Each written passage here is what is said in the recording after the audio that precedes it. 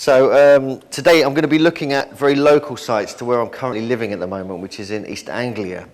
I'm from Cambridge myself, and I've been studying especially the landscape around the Wandlebury region, over Cherry Hinton where I lived for many years, and also down now into Essex where I'm currently living in North Essex in a place called Colne Endgain. And there's a surprising amount of megalithic sites in that area. It really is quite stunning. I actually moved to Glastonbury about 9 years ago to sort of study the ancient landscape, to look into earth mysteries and landscape zodiacs and such things. And after a few years, I realised actually my home landscape of East Anglia is where it's all happening as well. It's not just in the West Country.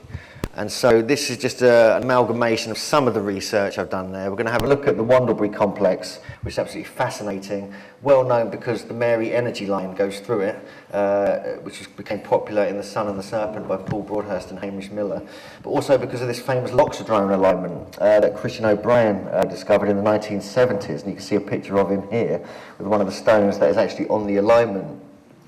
And we're going to be looking at various different subjects, but fundamentally, the thing about East Anglia is that it's not well known for megalithic sites or ancient sites. The only thing that really pops into people's minds is Seahenge that I've discovered at Home-on-Sea up on the Norfolk coast. But there's nothing really that stands out. This is why I think this area needs a second look, and this is what we're going to be doing this morning. This is just some of the things we're going to look through in the next hour. Especially the Gog Magog Hills around southeast of Cambridge, where the Wandlebury site sits, but where many other sites are in that whole region. And it's recently been announced by archaeologists, by the head Cambridge archaeologist, that they believe it's now a Neolithic ritual landscape, and it's much more than just the Wandlebury so-called Iron Age hill fort, which they used to call it. Obviously we're going to have a look at the loxodrome alignment, some of the earthworks and megaliths in the area. We've also got the Icknield Way that goes through this area, which stretches all the way down and joins up with the Ridgeway and comes down to Avebury and even further southwest. There's many of the stones seem to mark these trackways, and as the researcher Tony Charlton is actually here, there's the Pudding Stone track that goes through East Anglia and Essex and Suffolk. And we're going to have a quick look at the Michael and Mary lines to see where they go through the region as well. And there are amazing similarities and correlations with the Avebury landscape, as we'll see as we go through the talk.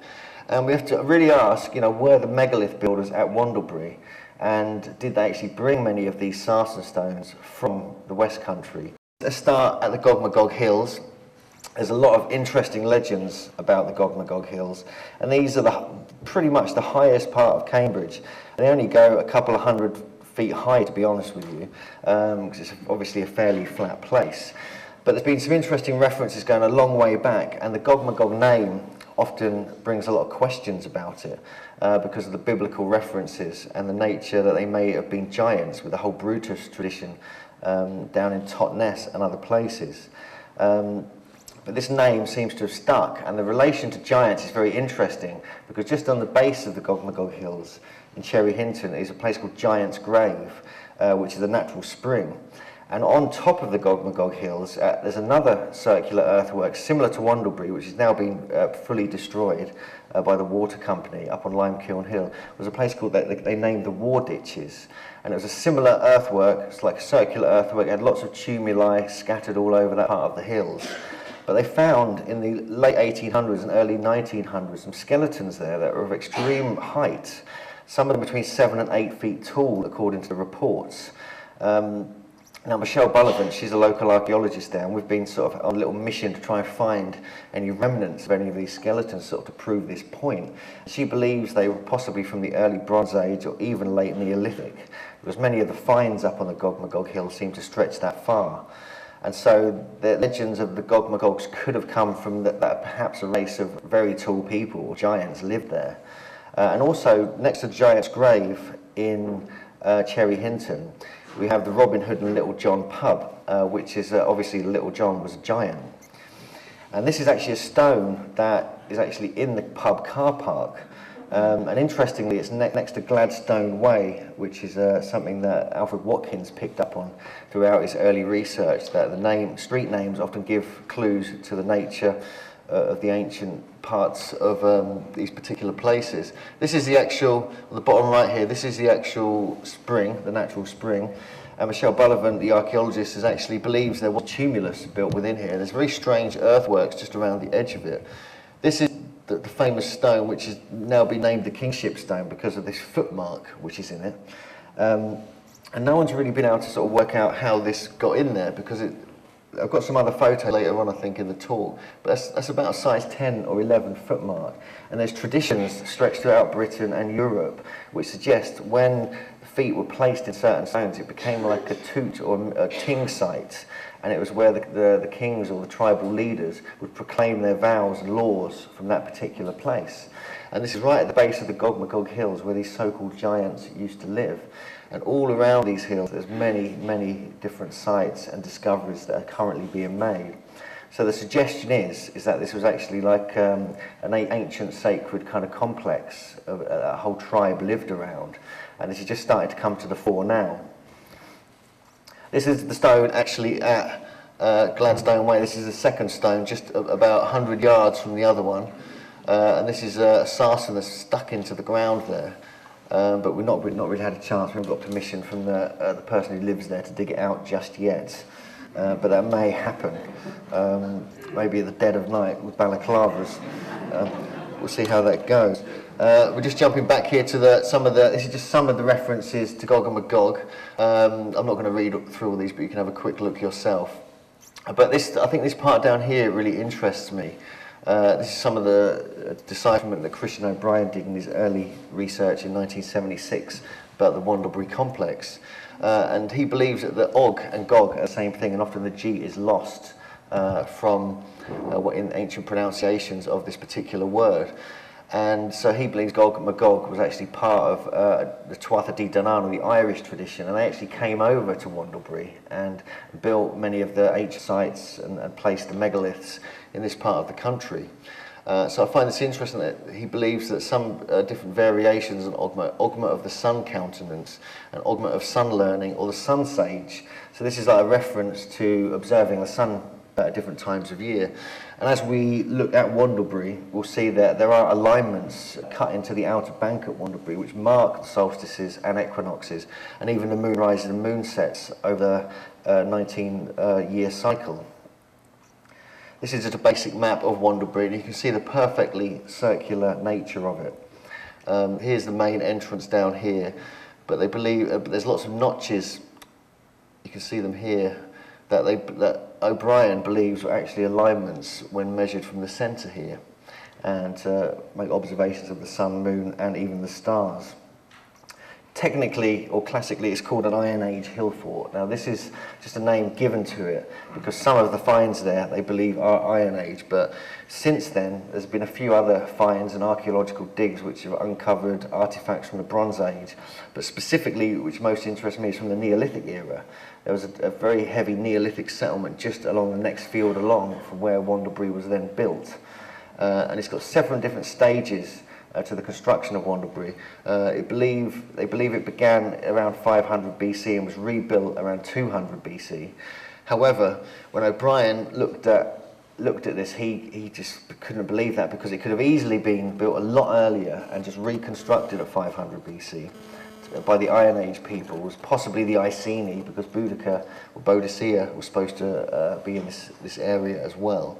And such a small amount of it has actually been excavated. There's only a small area here and a small area down here and a patch around there that's actually been excavated, because the rest of it's been built on by Lord Godolphin in the 1700s.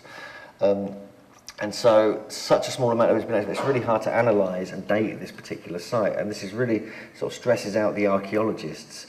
But when you have open-minded archaeologists such as Mark Hinman and Michelle Bullivant, it really gives a whole other dimension to this and actually allows the knowledge to start coming out in a more refined manner. Famously, Tom Lethbridge in the 1950s discovered what he believed to be a chalk hill figure at the site as well. Now, this is just on the south-facing slope that goes just away, just outside the main ring. And this is what he believes he uncovered, and this is his analysis of what probably the whole thing looked like. And he had this unusual method of pounding metal bars, steel rods, into the ground to see where the earth was, where it was softer, and he would then map where he thinks they probably manipulated the soil to create this chalk hill figure, because it's a chalk hill basically, the whole of the Gog Magog Hills. And so they just scraped away the surface, and it would expose this, as you get with other chalk hill figures around the country. He even published a book on it, and it became this legendary discovery for a few years. And then a kind of conspiracy kicked in about 5 or 6 years later, and the whole thing got covered up again by the Cambridge Preservation Society, who then were looking after Wandlebury. But he fed up on lots of ancient legends. There were 2 or 3 reports that went back suggesting that actually there was a chalk hill figure. One report back from about the 1800s said it was actually inside the main circle, whereas other reports said you could see it from Sawston, which would be further south. So he went along with this one, but unfortunately that was possibly just hearsay, and this would be the hill that only hill you'd be able to see it on. However, you could also, the side of another hill, which is just a little bit, about half a mile away, Littletree's Hill, where there's an earth mound, a tumulus. You could also see it from there, so potentially it could have been there as well, but that's been destroyed through chalk quarrying. So there's lots of different aspects to consider here. These are just some of the ideas and legends that he kind of fed on to kind of bring his whole idea together. And there's this brilliant legend of Wandlebury, which absolutely inspires me. And I actually had a friend who tested this out. I'll tell you about that shortly. But in 1219, Gervase of Tilbury wrote about this legend that it become sort of made Wandlebury famous, about a dark knight rider on a horse who no one could defeat. And O'Brien believes it was on the summer solstice, but in the original documents, which I managed to get copies of, it just says it's on a moonlit night. So I don't know where O'Brien got this idea of the summer solstice from, but it's nice. It'd be nice if it was that. So a Norman knight called Osbert, son of Hugh, incidentally, took up the challenge and went into the ring. And the legend says that if you say "night to night, come forth," it will come forth, and you'll see this ghostly rider, and you'll go into battle with it.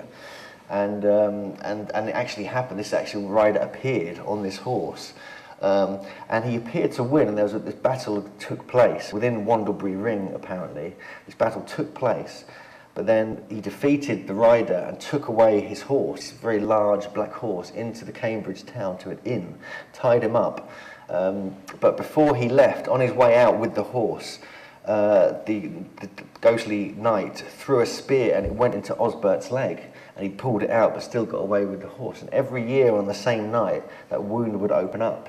It's like marking an annual cycle. This is why I think O'Brien went with the summer solstice idea. However, like I said before, it could have been a full moon, or it could have just been a moonlit night. And then a friend of mine, it's actually a friend of a friend, so I don't know, these sort of stories get a little bit blurred, believes, I got told he went in there about 5 years ago and did the same thing, and the knight appeared, but rather than battle with it, he ran very fast away. I haven't actually had to sort of done it myself just yet, but I'll probably, I don't know if I will, we'll see. So these are just some of the other references to giants on the hill, which Lethbridge took up. There was a legend of a giant called Al Paunch that the scholars of Cambridge in 1605 talked about. The historian John Lloyd wrote of a giant within the trench at Wandlebury Camp. So this is actually within the great sort of circular earthwork rather than outside it, where Lethbridge ended up cutting the chalk hill figure out. And then there's this one as well. Again, this is in the middle camp, so this is again in the middle, so technically you may have got the wrong place. And then there's this stories of a buried golden chariot and treasure at Wandlebury, which kind of interests me and makes me want to purchase a metal detector. But this is what part of the design actually is a chariot, according to Lethbridge, so he kind of took up the bait with that. But again, the credibility of it's really a bit dodgy, because no one really knows if he just cut it himself or if it's a genuine discovery. But I get the sense there's something about what he discovered there, because there's too many references to ignore it. And there's actually a biography of Tom Lethbridge coming out, I think last month it came out, and it's got the full story of this whole thing, which is definitely worth a look at if you're interested. He was an absolutely amazing and fascinating guy, Tom Lethbridge, and it's worth giving him a bit more time, but unfortunately we can't today. So this is the map of Wandlebury area. This is the Mary line. This is where the famous Michael and Mary, this is the Mary energy line goes.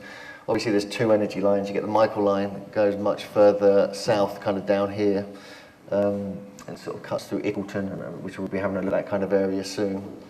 But this is where the Mary line goes. It kind of veers away and kind of comes around and goes right through Wandlebury. It goes over the Gog Magog Hills here. It goes through Littlebury Hill, which is another tumulus, and continues on its way. This red line is this lay here at the bottom. This is the Cambridge Lay, which was put together by the Lay Hunter Society many years ago. And this shows you some of the sites. Obviously, it goes through the edge of Wandlebury Fort. It goes through there. And it starts, they think, at this tumulus here, which is Wormwood Hill, which we'll have a look at in a moment, and continues up over the Gog Magog. It goes through this crossroads here, which is the classic lay point, according to Watkins. It's called Wart's Causeway, and it actually crosses the Roman Road and Wart's Causeway there, so there's some indication there. Actually, if you go further up, around this area here, around this area here, I think it is. There was actually there's a road called Rock Road. There used to be a huge megalithic boulder there until the 1920s, which actually got destroyed and used for building materials, I think, back in the 1920s or 30s. And there's the Rock Pub and Rock Road right next to it. And I couldn't find any photos or any references to it until I'm going to have to go into the old records, I think, in Cambridge University to find anything. But that was actually more or less exactly on the lay here. So it gives a bit of credence to this lay. It also goes through the Gog Magog, the hill figures that Tom Lethbridge discovered, which is around this area here on the slope that sort of faces south. There's Sawston is down here. And these are just some of the other sites, nothing of particularly megalithic here, but at Castle Mound there's another great tumulus which was later built upon by the Normans on the other side of town, which is the highest point. We've got the Templar Church here, the round church in Cambridge. And there's been lots of ghost reports and even UFO sightings along this lake that have been recorded over the decades. I'll just give a little outline of this part of the landscape before we move on from this graphic here. This is Copley Hill. This is another great tumulus. Although a lot of people are saying, a lot of more sceptical archaeologists believe it's just a chalk knoll, and they think that about Wormwood Hill as well. But you got here Littlebury Hill, which you can see for miles around. It looks like a marker point of a great survey. Then you go over the Gog Magog Hills, this area here, and this is like, you see the lobes. There used to be two famous tumuli there, which have been destroyed and sort of incorporated into the golf course, which is going to confuse people in a couple of thousand years. But in one of the tumuli there, they actually found a crystal ball, which kind of fascinated me. And Michelle Bullivant and I have been trying to locate where that is, but that's kind of gone missing. But they found Bronze Age or late Bronze Age burials there, and some Iron Age urns, and they were kind of reused. And then as you head further up, this area here, you kind of go to the War Ditches and Cherry Hinton area. And then this green line, we'll be having a look at this shortly. This is the famous loxodrome alignment. Some people say it actually starts at Wandlebury. This is what O'Brien thinks. It starts at Wandlebury. There used to be a stone at Wandlebury itself and then goes down. But up here, this area here, I was talking to Michelle Bullivant, and there was once a circular earthwork here as well.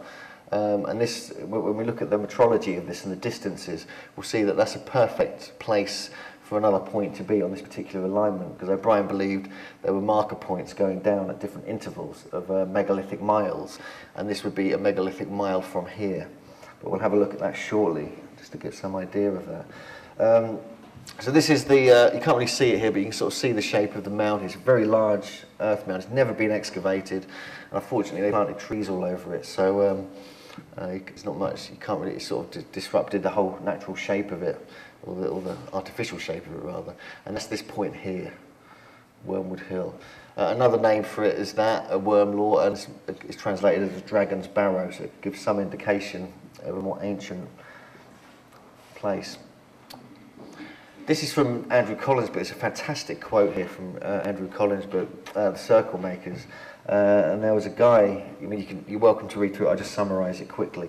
There was a guy called Bill Eden who went up to the hill, and he got engulfed by what he believed were bands of light no one else could see, stepped onto the mound, sort of vibrant coloured lights, and he sustained a powerful headache, intense pressure on his chest and head, metallic taste, nausea and dizziness. This is just from going up on this hill. And then he heard this deep tonal note, this sound, that resonated from the ground higher he climbed. And then he had this disconcerting sensation that he was about to leave his physical body, as astral projection. And then he saw these psychically saw these priestly figures in saffron-coloured robes approaching the site in ceremonial fashion. And that was just from walking up this hill. And I've not had quite the same experience there myself. Yeah, possibly. But this is, I mean, I've had two other people who've told me about having very strange sensations when they've gone up this hill, and sort of energy effects and nausea. So there's definitely something about it. And I've been up there, I've doused it. There's several energy lines seem to cross there. It seems to be a power spot. And so I think there's certainly something going on. And the straight line nature of that lay we just looked at in the last couple of slides ago, the Cambridge Lay. I remember I just found this report, and I asked Paul Devereux, I phoned him up and asked him about this. And he was flying over the Gog Magog figures one day to get photos of it. And as he went over this particular ley line, all his camera equipment just turned off, and then he couldn't get it working again. And then he had this other report a few years later when he was investigating this ley line, that he actually talked to some local people who were more or less on the line. And he said there was lots and lots of ghost reports, and spirits seemed to move through the house. So there's this whole idea that Wormwood Hill is the start point of the lay, which ends at the other end of Cambridge on Castle Hill, where there's another mound. And it's like a spirit path or ghost path. There's so many ghost sightings at all the colleges it goes through and all the churches it goes through. But that's just speculation right now, but just wanted to point that out. So this is the great Michael line, the straight line alignment we have discovered by John Michell, the great John Michell in the late 60s, documented first in the view over Atlantis. And then the two weaving energy currents, the Michael and Mary lines, that were later picked up on by Hamish Miller and Paul Broadhurst. Here we have this is the area where the Mary line goes much further north than the Michael line, which is south. And you can see that's where it goes through Wandlebury Ring. We'll be having a look at a few of these other sites around this area as well as we go along. We're kind of down here somewhere. We're virtually on the lines in this building, I think. This is just a straight line. Just wanted to show the angle there, which is the Samhain sunset, May Day, Beltane sunrise. And incidentally, I just wanted to throw this in here. There's been a couple of interesting crop circles appeared. This one particularly got me because this famous angel crop circle appeared actually on the Mary line, and actually shifted the energy line by about maybe 100 feet from where it was before. This is something that, because we saw the maps from Hamish Miller, and we thought they're pretty accurate, but some other dowsers who were working there kind of picked up on this and found that actually it seemed to shift the energy line and sort of twist it around, but I don't know if people are into that kind of stuff. This is another one that appeared. These are both in summer of 2001, and that's almost the size of that, to be honest with you. It's very big.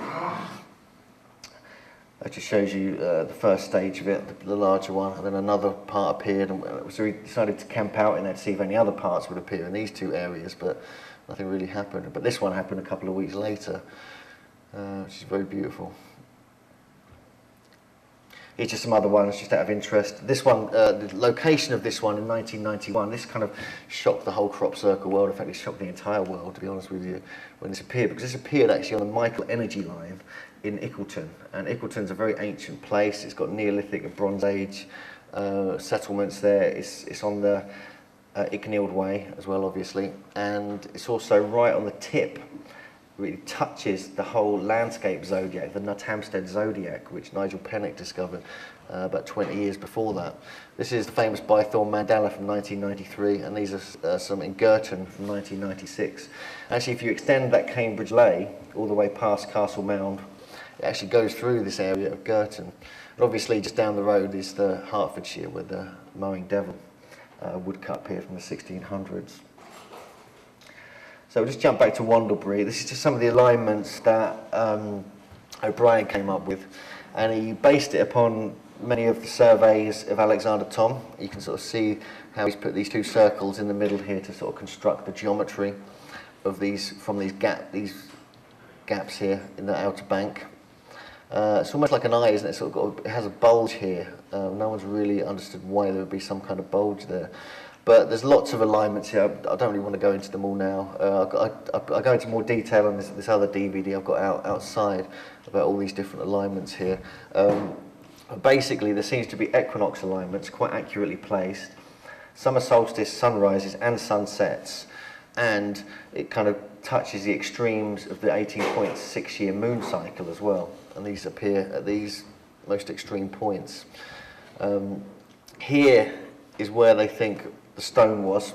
If you actually go to Wandlebury now, you can sort of see what appears to be the top of this stone sticking out the ground, and unfortunately they're not going to let us dig it up unless we go there at night. This is the linear ditch. Now, this is very unusual. It's all been covered up now, but this was excavated back in the 50s. Now this is a perfect summer solstice sunrise alignment if you go from this area here, which is just south of centre. But you have to kind of have a look at O'Brien's papers to get the full story on this. But fascinating nonetheless. And around the edge, this area here is where they found these post holes. So there's a suggestion that there were post holes all the way around the edge. But we haven't been able to work out the distances. I can't get any data on this of exactly how wide these post holes would be apart, so how many post holes there possibly were. So it could be like Stonehenge with the 56 Aubrey holes around the edge. He just shows you some other photos of that particular area, just inside the circle. Just a few examples of what they've discovered there. An Iron Age ring, some strange horse figures. I mean, this could be a reference to the ghostly knight even. And this bizarre comb made from an antler. So just a summary really of Wandlebury.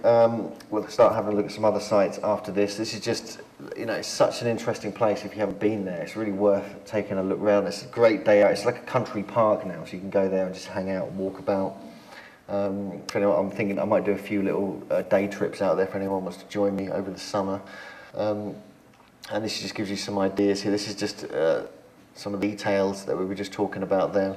But basically what he discovered, what he analysed through his, through his analysis, was he found out that he believed it to be 2500 BC must have been the dating of it if they were working with the sun and the moon and the stars as he suggested. Because he backdated that quite carefully and came up with that date. And the more you look at it and the more discoveries that have been made since, you realise he may be right, and it is contemporary with sort of Stonehenge and some other megalithic sites, and even contemporary in the timescale to the pyramids, etc. So, very interesting place. This is from Alfred Watkins' book. He actually did a book. One of his last books actually was the archaic tracks around Cambridge. And here's some of the maps from that. I've only just recently started looking at his maps and trying to decipher them and draw them on Google Earth and modern maps. So I don't have much information on this yet, or to double check his findings, but certainly interesting the amount of alignments he kept finding here. This Belsars Hill is very interesting, and this Arbury Camp. These are two other major circular earthworks north of Cambridge. There's, if you carry on past there, probably on the same lay that he's got here, there's some interesting stones up at a place called Haddenham and Ardley as well. And Arbury Camp, that's been completely demolished. There's been a housing estate built on it. They think that was Neolithic as well. The Icknield Way moves very closely to this. We'll have a look at that shortly. So just over the Gog Magog Hills, going northwest towards Cherry Hinton. This is the map of the war ditches, which kind of interested me. And actually Tom Lethbridge did some excavations here. And these are the burials they found, although there's only one report, only the very earliest report talked about these 7 to 8 foot giants that lived there. It's about maybe just over half the size of Wandlebury. Here's just some of the skeletons that were discovered there, but it seems to be linked to this whole kind of Neolithic ritual landscape over the whole area, not just Wandlebury itself. This just shows you where this is like the edge of the earthwork here before it's completely destroyed. So you can see where it would be. It'd be around like there. Nowadays, here there's a great chalk pit where basically all the colleges got all their clunch and chalk from to make many of the colleges and churches. This is Wandlebury here. This is just a map of the area. So the War Ditches is there. This is the cherry. This is where the Cherry Hinton megalith would be, up on the top right here at the centre there. Some other earthworks were found here over this whole area with various tumuli. Michelle Bullivant's just discovered some ancient maps. She's written a fantastic book about the War Ditch. She's done a full analysis of it. It's just been published academically. She's not published it publicly just yet. Over here, they found this is what's called the Baberham Road site, where Mark Hinman's been excavating, and he found a remarkable amount of stuff here: crouched burials, Neolithic pottery, even grooved ware pottery, which is contemporary with Stonehenge and even the Orkneys. And these are the famous two tumuli. What were they called? I can't remember the name of them. But this whole area seems to be linked. So we have the giants here, the stones here, the spring here. We have other things going on down here. There's nine wells. So there's lots of places to look at over there. But unfortunately, most of it's private land or it's been destroyed, unfortunately. And so again, this is just sort of topography here. That's Wandlebury, War Ditches. This is where they were excavating. This is some of the alignments they discovered. They found some very interesting stuff at Baberham Road, I must admit. We don't really have time to sort of explore it here, and even up near Addenbrooke's Hospital, they found a load of earthworks and early Bronze Age finds there. So it really does seem to be something going on atop the Gog Magog Hills, which has been heavily overlooked and is now really starting to be looked at again in the proper light. So this is the Fleam Dyke. This is a very unusual, huge earthwork that stretches southeast to northwest a couple of miles away from Wandlebury. And you can see this is kind of Wandlebury area here. This is where the Fleam Dyke is. So, I mean, Troy, this is a whole other story. There's this guy who thinks, Iman Wilkins thinks Troy was actually at Wandlebury along the Gog Magog Hills.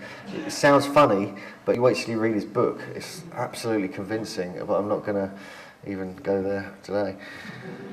But this is the Fleam Dyke. This is a huge earthwork. I mean, this goes on for a few miles. Then we have the Devil's Dyke, which is even bigger, and this goes on for miles as well. It's absolutely huge. I mean, the man hours and the effort put into these, and some of these are dead straight for very long areas. And we have other dykes, even some in Cherry Hinton, which Michelle Bullivant's been discovering, and the Hayden Dyke, Hayden Ditch as well, which is further south towards Royston. So there's a lot of activity. I mean, next to the Fleam Dyke, you have Mutlow Hill as well. This is like early Bronze Age burial mound, where they excavated some very interesting artifacts which suggest it was a kingly mound, and it was they buried tribal leaders there. And this is where the legend of the Golden Chariot is as well. So again, that's the place you want to take your metal detector. Linton Megalith, and this is actually Barbara Joy O'Brien, and I got in touch with her when I was researching all this area, and she took me over to Linton where she lives, and I couldn't believe it. She just took me to this massive sarsen stone. You can't really see the size of it here, but it's about 5 or 6 feet tall, and one of the sides has been worked. And it's very close to the Icknield Way. Absolutely, it's just very close to it. And just about a quarter of a mile away, they found Neolithic pits. And this is where they found a lot of the grooved ware pottery, which is, again, this is the contemporary with the Stonehenge and the Orkneys and other places. Since then, they've been finding other things as well in Linton College grounds. Here's just some examples of that pottery. These are the ones found at Baberham Road, but also the same kind of designs you get in Linton and along other parts of the Icknield Way. This is a map from Alfred Watkins' book, Archaic Tracks Around Cambridge. This just shows you the rough path of the Icknield Way. Now, the Icknield Way, this is it gets a little bit confusing. I've written a whole chapter about this in the forthcoming book.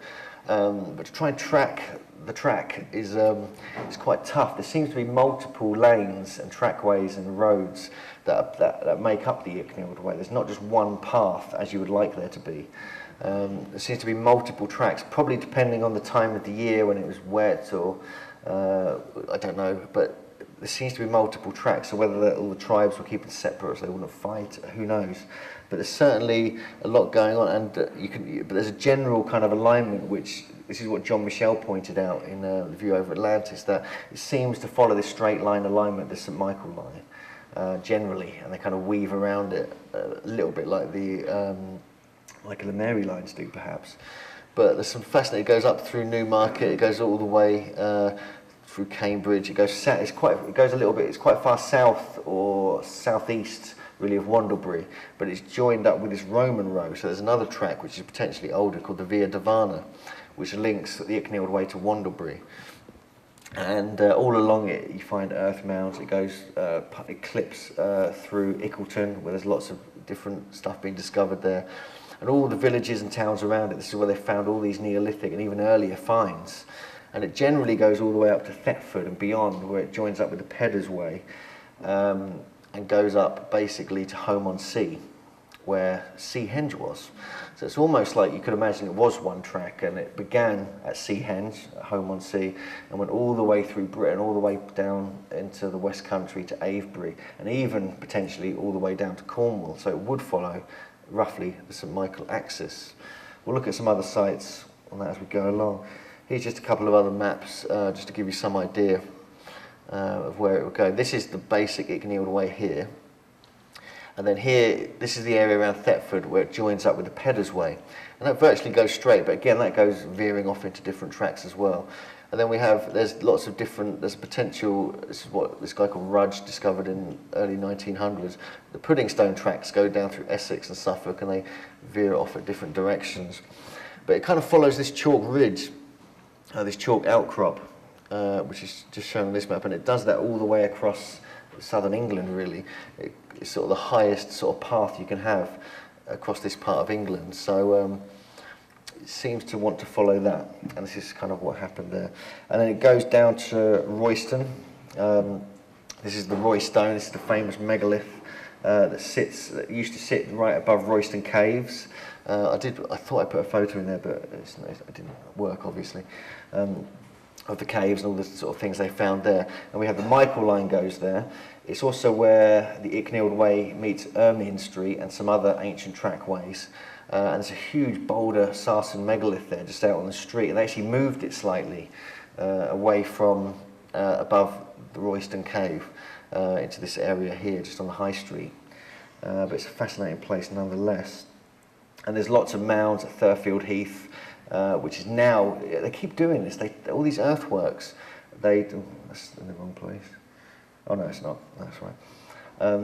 Like Thurfield Heath, which is just near Royston, there's actually one of the only long barrows in East Anglia is there, and several other earthworks and circular mounds.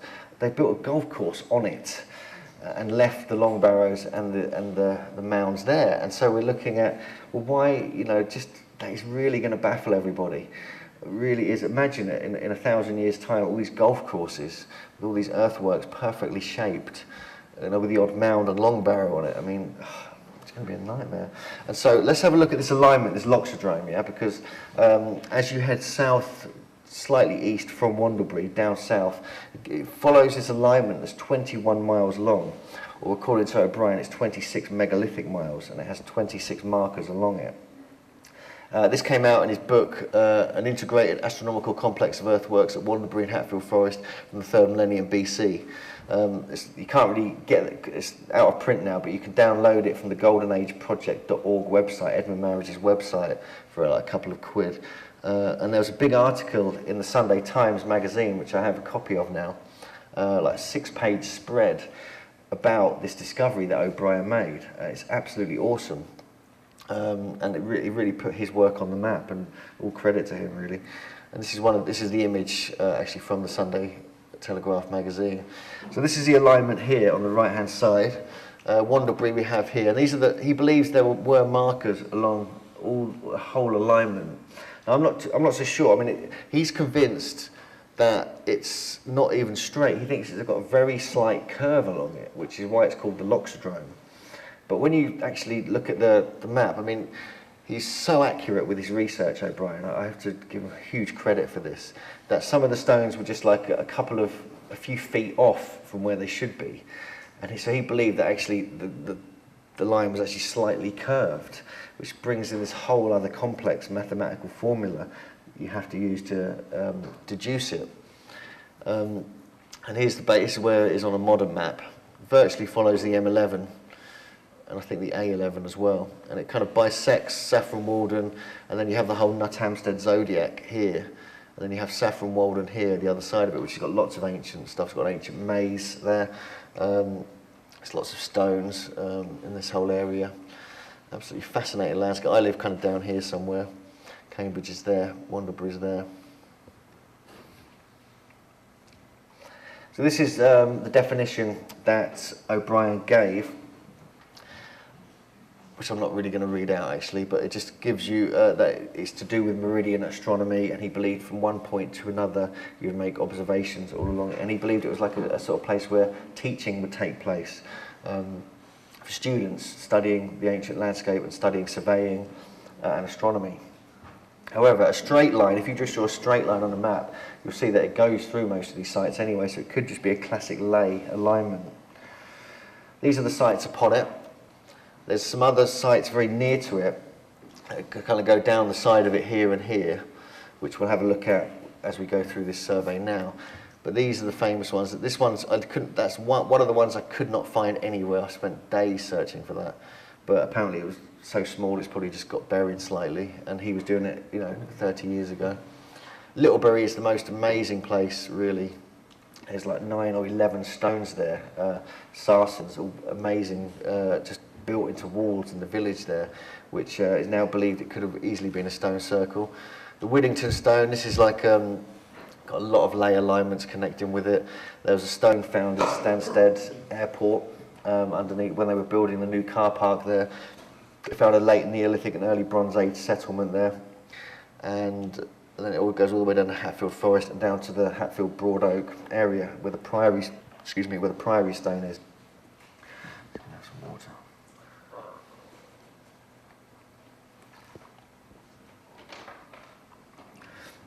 So this is the first stone really on the alignment, apart from the one at Wandlebury. It's about 14 metres away from where it should be, but it's so small they've actually embedded it with concrete into the corner of this house. So I just wanted to show you how big it was, really, have me in the picture as well. A little bit further on we have Ring Hill. This is another ancient earthwork. This is where the line goes. Very unusual shape, but O'Brien believes it was constructed based on Pythagorean triangles, based upon Alexander Thom's work. This is the whole area here of Ring Hill. I mean, you have a lot of other things going on around here, to be honest with you. If you just go over that way from Ring Hill, there's, we'll have a look at the photos shortly, but there's Littlebury Green or Catmere End, and there's a great megalith there. And then Audley End itself, just at the entrance here, there's a huge stone, which I think actually came from Ring Hill. Audley End House is an old royal house, sort of aristocratic place. There used to be an alignment. They actually built this pathway that went from the house. They lined the house, basically, the huge mansion, straight to Ring Hill, to the centre of it, as though they were kind of drawing power from it. And there's a lot to be said for, there was some understanding of this back then. Some people believe this is the work of a guy called Madan Mohan. He believes that there was another circle of perpetual choirs on the east side of the country, rather than just the one on the left that John Michel discovered in his research. And actually Ring Hill is the centre of this one. So I find that quite interesting, but it's just an interesting bit of earth mystery speculation. And also, unusually, this area here is where the Witchfinder General, Matthew Watkins, was doing some work. So not so nice work, I don't think, hanging people, etc. And that was actually at this area here around Audley and Littlebury as well. So this is the stone just outside Audley End House. It's a great big sarsen, and you can see the placement of it's quite interesting. They placed it right at the entrance, the official entrance to the house. And then as you move further south along the line, go into Littlebury, and there's just so many stones here. I mean, I think there's 9 or 11, depending. It looks like one of them has been broken, so it's hard to sort of gauge it exactly. But these are 4 or 5 feet high. They're not huge, and some of them are like that. And there's about 3 or 4 in this particular garden. These are just outside the house here. And this is that garden. They've built a big wall here now, so you can't even see it. But I keep going in there and knocking on the door and sort of checking it's all still there and checking they're looking after it, pretending I'm kind of official megalithomaniac or something. And someone has to do it, don't they? And this is in another garden just round the corner, and these are just built into the wall. Again, these are huge sarses, but look, check out the simulacra of the face on that one, sort of facing that way slightly. It's got a nose there, eye there, mouth there, sleepy kind of giant face. So there's quite a lot to be said, and there's more than this. There's a few more in the area. So we're looking at here, this is where it is on the loxodrome. This is a very recent report by a guy called Paul Dorr. Some of you might know him. He's been doing some fantastic research. He's been dowsing stone circles all around the country. But he came to his home place. I think he lives in Saffron Walden. He was actually on TV on a programme called Inside Out, I think it's called, on BBC One, on the East Anglian version of that. And they took cameras around, and it was actually slightly open-minded. I was quite impressed with BBC for that. And he was showing them that he believed there was a stone circle in Littlebury. And he actually dowsed where, it's all on television, BBC One. And dowsed and showed them where he believed the circle was, which was in the village hall car park. And that's where all the stones got moved from and built into all the different places. And they obviously depaganised it, Christianised it over the decades, over the millennia. But it's a very interesting analysis, and Carolyn Caberti sent me this from the local paper, so I'm very pleased that got a copy of that. So it's interesting that it's now being recognised, it's getting out into the media, it's getting on TV, that this whole kind of landscape is now starting to open up at last. And if you head slightly that way, which I believe is west, you get, there's just around, probably about here, if this was the map, pretty much in line with that, you have this stone here, which is Littlebury Green or Catmere End. This is a fascinating stone. I've sort of seen photos of this for years, and Tony Charlton has sort of shown me some pictures of it some time ago. I went up there the other day, had a day out exploring the Nuthamstead Zodiac and trying to find as many stones as I could. And this is one of them, and it's about probably six feet, maybe 7 feet high. It used to be standing up, and it was and it's on the sort of top of a hill area. You would have seen it from Ring Hill, so it could have been a marker point between Ring Hill and other sites as you head further west.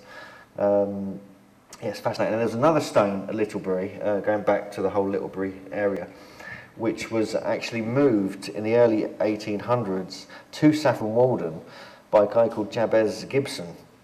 Now, this one was pretty much the biggest one of them all, probably about 7 or 8 feet tall, and huge. And what he did, he moved it, got permission from the landowners, which would be Lord Braybrook's family, because they owned the whole Audley End, owned the whole area around there. And he built it into this sort of grotto, kind of cove garden, and he collected different stones from different places. And today it's still there, just on the outskirts into this old people's home. So I find it absolutely fascinating that, and this is it here, and it's pretty big. And there's just a close-up of it, and it's got this hole in it as well. So whether that was used to actually move the stone by Jabez Gibson, who was a horticulturalist and sort of antiquarian at the time, we don't know, or whether it's an ancient one. I've not had a chance to properly get that analysed or anything. But you can actually visit it if you go into Saffron Walden. There's a place called Elm Grove, I think that's still the name of it. You can actually just take a walk and go and see it. And this is the largest stone of that whole area, so that could make 12 stones at Littlebury itself. It's just another area. This is another part of his grotto. It's a beautiful little place. I mean, it's kind of crazy, but it's a pretty interesting little places to go wandering about. There's bits of it left, it's scattered around the sort of Sainsbury's car park and the residential home and things like that. But because it's called the Hangman stone, there's also the other name for it is the sheep stealer's stone. And there's the whole legend that when, the sheep... I'll just read it, actually, I've got some notes here. This is actually from some of the early legends about this earlier. One night a sheep stealer took a sheep and tied its legs together against the large stone. The sheep began to struggle and slipped over to the far side of the stone, ultimately strangling the thief. The next morning, the two were discovered hanging on each side of the stone with a deep indentation running across the top of the stone, caused by the rope's friction during the die and pair struggle. So that's the kind of explanation and name given to this, because there's some kind of notch in the top of it. It's kind of interesting, but you get this at different areas of the country as well, not just this one. And the hangman stone has many references. There's lots of hangman stones around the country as well, so it seems to be the same legend, trying to explain what the hell these stones are doing there. Wendon Zambo, this is just slightly further along the line. There's many stones again in Wendon Zambo. There's these ones here just built into the wall. This one's actually just in the side of the church wall there. All within 100 feet of each other. This is another interesting simulacra. Look at him. 2 eyes, nose, kind of smiling. Just like an ear there as well, doesn't it, actually? Thinking about it. But this is just built into the wall, all within 100-foot radius circumference of each other. And also, just over, slightly further east of this, nearer the loxodrome, in fact, I was out there with Stefan Cardinal. We were doing some dowsing and analysis along the loxodrome and heat, and we found this huge sort of megalithic block in someone's garden. And we clambered over the fence and got in there and found another one there. And there's actually a couple more that we've been recently discovering. So this whole alignment, there seems to be a lot going on around it, and much more to add to the brilliant work of Christian O'Brien. And this is Uttleford's Mutlow, or Mutlow Hall. This was the owner at the time, she lived there. And there was a mound which the O'Briens discovered as part of the alignment here. This is Barbara Joy O'Brien, the partner of Christian O'Brien, and we went out on it, had a day out exploring. But this is the 12th site along the line. There's 2 mounds actually in the garden. There's this one here, which is kind of the more destroyed one, which is where the sort of rubbish pit is now. And there's this one here, which is, I thought this was quite odd, because apparently this is relatively recent, but it's actually it looks like a natural mound just in the garden, which they built this thing upon it. And you get a great view of the whole landscape from it. So I'm wondering if that was on the particular alignment rather than that one. Yeah, anyway, it's a really nice place. It's definitely, they don't mind you going to visit as well. And a bit further along we have the famous leper stone, or what the O'Briens call the Short Grove monolith, which is probably the biggest, sort of heaviest stone along the alignment. How am I doing for time, by the way? Sure. It's 10:30 now, okay. So this is the Short Grove monolith, or the leper stone. Again, this has got legends of the whole leper hospital here. 13th stone along the line, and they say that they used to make offerings on it and then the lepers would collect it. But some people say it's actually a healing, curative power as well. And you literally drive by this if you're going along that particular area. This is the one in Newport. This is the Great Pudding Stone, which actually moved it slightly recently. So, and there was a mound just down the road there at the little train station that's there. A little bit off the alignment, but interesting nonetheless, is the Whittington Stone. Again, it looks like the same kind of shape as the others. You can obviously just drive there and have a quick look at it. And this is the Stansted Stone that got removed from Stansted car park, and Barbara Joy was sort of involved in the discovery of that and sort of looking after this stone. And eventually, we were out one day and she didn't know where it went. It kind of disappeared. And the next thing, we were driving along and we see it on the side of the road, and they put it at Takeley Crossroads. So you can actually just drive by that as well. So you can have a drive-by megalithic viewing of this whole loxodrome, pretty much. And then right down the Hatfield Forest, towards the end of the alignment, there's several pudding stones and sarsens, all these ones here. This is actually, back in the 70s, this was taken, O'Brien standing on one of the stones. That was actually this one here that's sort of toppled over slightly. And there's earthworks, there's a big circular earthwork there, and other alignments which are all analysed carefully by the O'Brien in their work. This shows you 8 Wants Way. This is one of the, is where 8 different pathways all meet up from different areas, and this is actually directly on the alignment too. Just some of the other earthworks in Hatfield Forest. A beautiful place to go and hang out, actually. Unusual earthworks, got no idea where all these came from.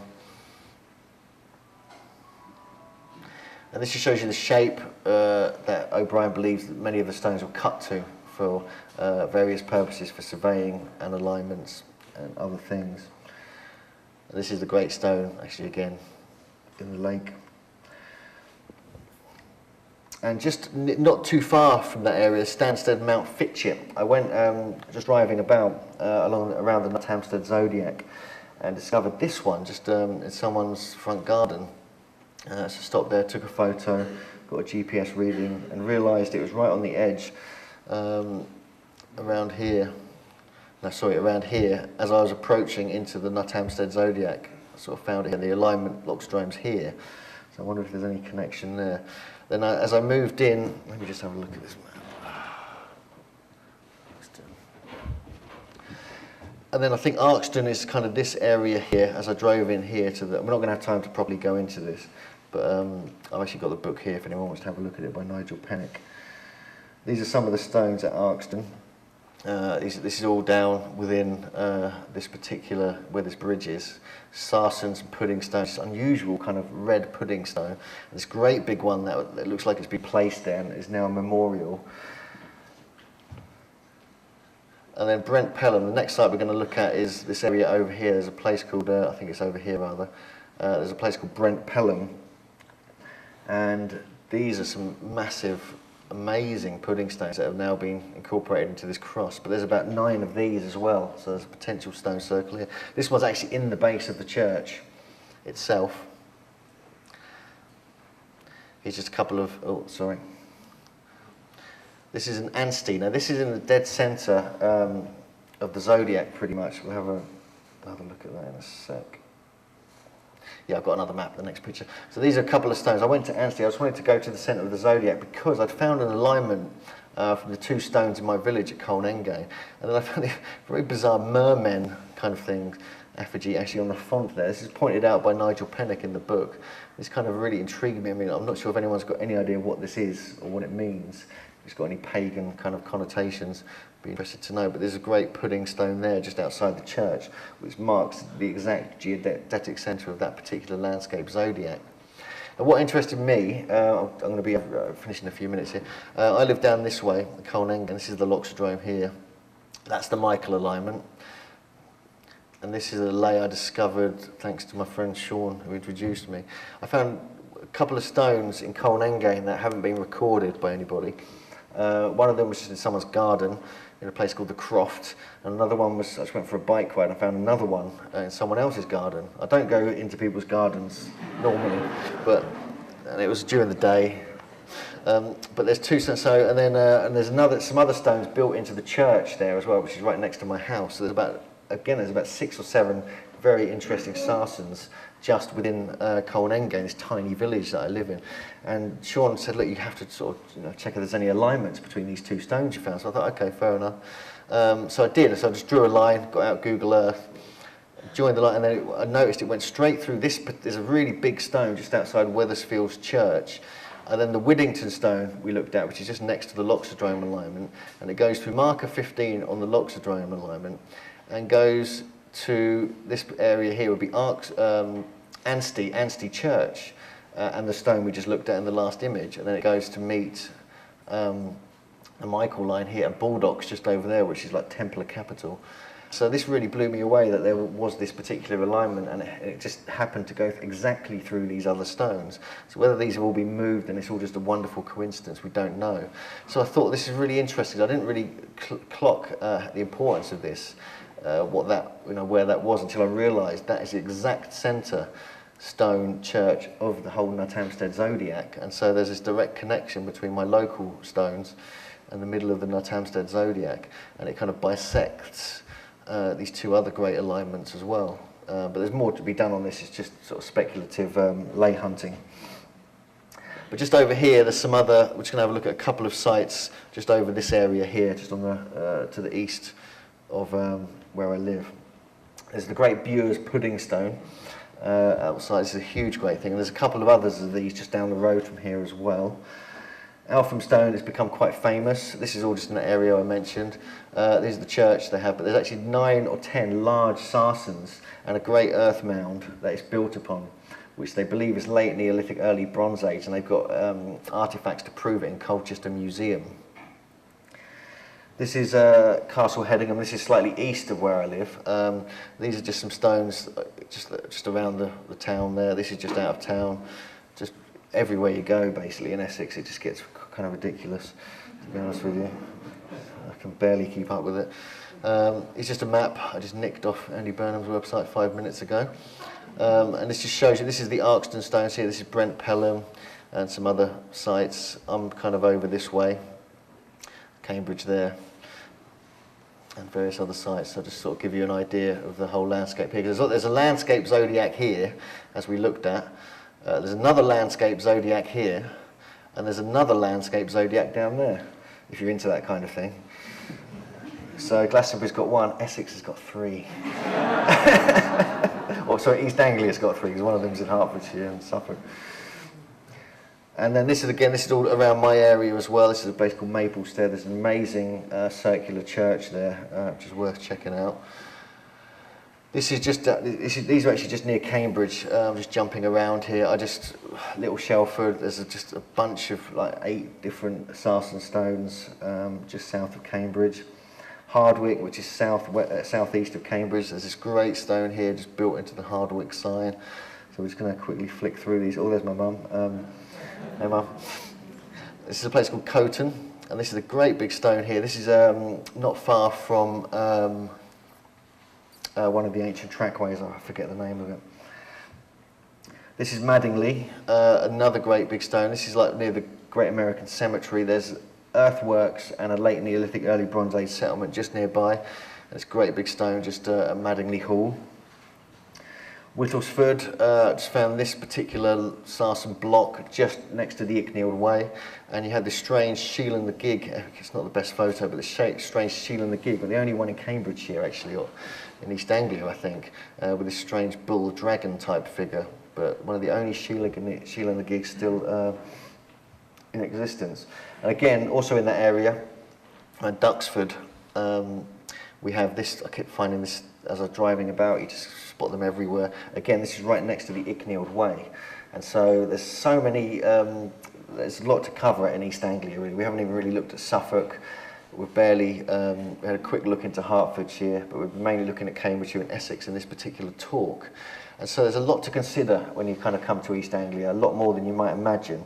And I'm just hoping with the work of Tony Charlton and Nigel Pennick and myself and others, that hopefully we can start to kind of put this area back on the map really, in ancient terms, in megalithic terms, because there's a lot more there than meets the eye.